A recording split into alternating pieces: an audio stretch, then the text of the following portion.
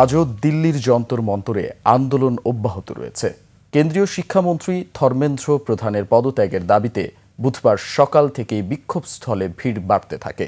পরীক্ষার প্রশ্নপত্র ফাঁসের অভিযোগকে ঘিরে শুরু হওয়া এই আন্দোলনে শিক্ষাবিদ সোনম ওয়াংচুক হাসপাতালে অনশন চালিয়ে যাচ্ছেন। একই সঙ্গে আন্দোলনের প্রতি সংহতি জানিয়ে যুক্তরাষ্ট্রের নিউ ইয়র্ক ও সান হোসে, যুক্তরাজ্যের লন্ডন এবং আয়ারল্যান্ডের ডাবলিনেও বিক্ষোভ হয়েছে। এর আগে সংসদ অভিমুখে মিছিলে পুলিশের লাঠিচার্জ ও কাঁদানে গ্যাস ছোড়ে বলে অভিযোগ ওঠে। এর প্রতিবাদে প্রধানমন্ত্রী নরেন্দ্র মোদীর বাসভবনের সামনে বিক্ষোভে অংশ নিয়ে আটক হন কংগ্রেস নেতা রাহুল গান্ধী সহ বিরোধী নেতারা।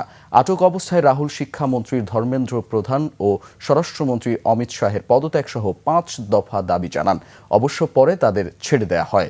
বিরোধীদের ঘোষণা, দাবি আদায় না হওয়া পর্যন্ত যন্তর মন্তরের আন্দোলন চলবে।